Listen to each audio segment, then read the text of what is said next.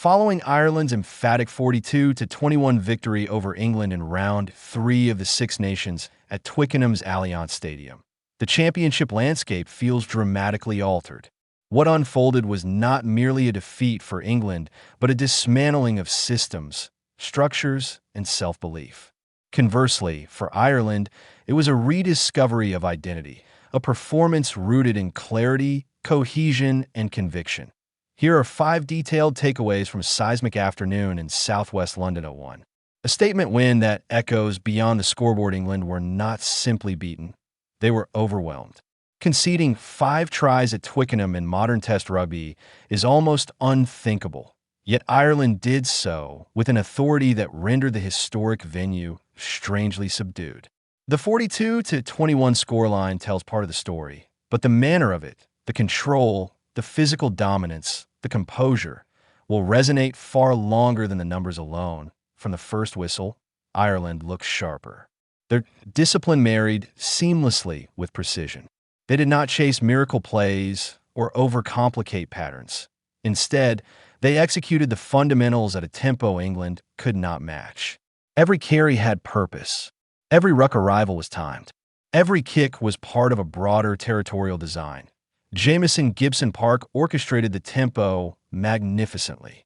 His distribution was crisp, his sniping runs probing, and his ability to quicken the pace at critical moments denied England any chance to reorganize defensively. Jack Crowley, entrusted fully with the fly-half role following Sam Prendergast's omission from the squad, repaid that faith with a performance of remarkable maturity.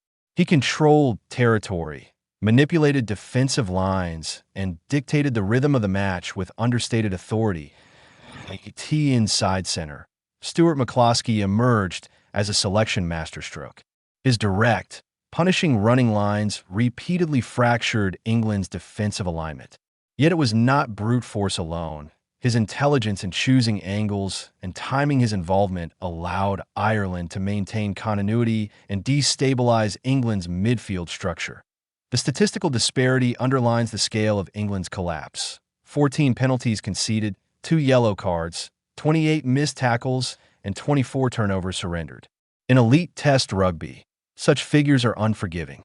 Against an Irish side operating with clarity and cohesion, they were fatal. 2. Ireland reclaimed their identity. Andy Farrell's most radical decision may have been the simplest. Select his best players in their best positions and trust them. In an era often dominated by tactical experimentation, Ireland returned to something fundamental: clarity of role and faith in experience. The back row combination of Tadhg Beirne, Josh van der Flier, and Caelan Doris epitomized this philosophy. It is a trio rich in Test experience, physical presence, and rugby intelligence.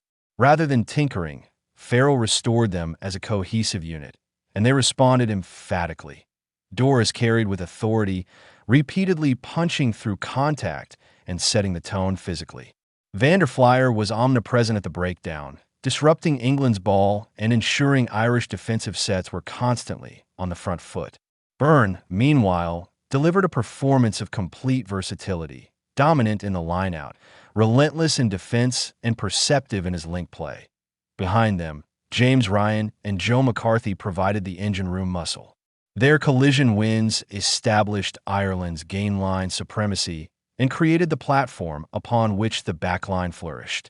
When locks are winning their exchanges and imposing themselves physically, creativity in the wider channels becomes not just possible, but inevitable. Ireland were not revolutionary at Twickenham. They were authentic. They returned to a structure built on physicality, cohesion, and trust. It felt less like reinvention and more like rediscovery. 3.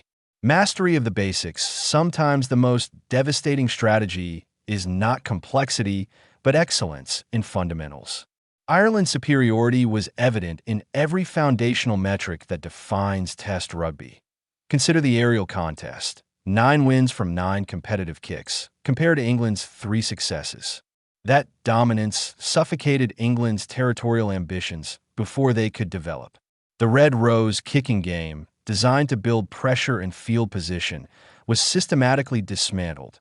Defensively, Ireland operated at 80% efficiency. England lagged at 72%. Those missing percentage points translated directly into line breaks and tries conceded.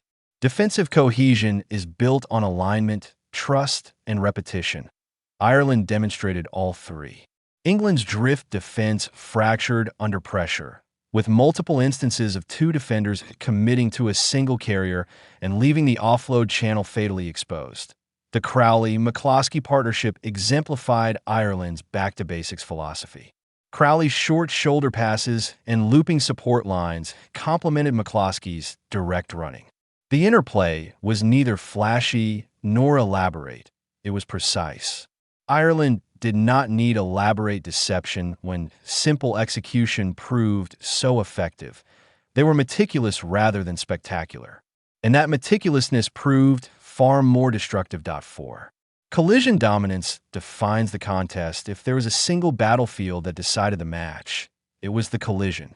Ireland's back five forwards, Beirne, Flier, Doris, McCarthy, and Ryan, consistently won the shoulder battle. Over 70% collision dominance across 80 minutes at test level is extraordinary. England's forwards, despite the efforts of Joe Hayes, Ben Earl, and Tom Curry, struggled to generate momentum beyond the initial phase. Ruck arrivals were slow, body height often too high, and cleanouts lacked the necessary force to shift Ireland's defensive jackals. The result was lateral ball for George Ford, robbing him of the straight-line intensity needed to unlock space. One telling moment encapsulated England's plight. Ford broke deep into Ireland's right corner, yet support failed to track inside and outside with urgency. With no clears available, he went aground, isolated. Turnover conceded. It was not merely an isolated mistake, but a microcosm of the broader gainline narrative that Ireland's 24 turnovers were not opportunistic accidents. They were the product of sustained physical dominance. In Test rugby, inches dictate outcomes. Ireland won those inches relentlessly. 5. England at a crossroads. This defeat transcends a single afternoon's failure. It exposes systemic vulnerabilities within England's current blueprint. The experiment with a mobile, smaller back row of Henry Pollock, Tom Curry, and Ben Earl has prioritized speed but compromised ballast. Against Ireland's heavier, more cohesive pack, the imbalance was glaring. Mobility, without mass at test level, can quickly become a liability when collisions are consistently lost. Pollock's persistence contributed to Ollie Lawrence's try, highlighting his broader rugby intelligence. Yet questions linger about positional optimization. Is he best utilized as a hybrid forward, or is England sacrificing equilibrium in pursuit of versatility? At fly half, George Ford remains technically gifted, but against elite defenses, marginal deficits become magnified. Without a genuine running threat or dominant gainline presence, Ireland's defense was able to drift comfortably, confident that Ford would not challenge the fringes physically. When a fly half becomes tactically predictable, attacking variety diminishes. Perhaps most concerning was England's defensive disintegration. 3 separate occasions saw dual defenders commit to the primary carrier, leaving space for offloads and secondary runners. These are alignment errors at the most basic structural level. Scotland exposed them. Ireland exploited them ruthlessly. The carefully curated narrative of England's resurgence post-World Cup now feels fragile. Twickenham has long symbolized fortress resilience, yet on this occasion it bore witness to something closer to existential doubt. Conclusion. Divergent trajectories for Ireland. This performance feels transformative. It signals a side that has recalibrated, reconnected with its strengths, and reasserted itself within the championship race. The simplicity of Farrell's approach, clarity in selection, trust in experience, execution of fundamentals, has proven profoundly effective. For England, the path forward demands introspection. Tactical recalibration, structural tightening, and perhaps philosophical reassessment are now unavoidable. Twickenham witnessed more than a 5-try defeat.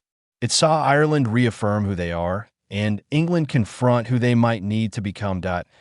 In championship terms, the implications are immediate.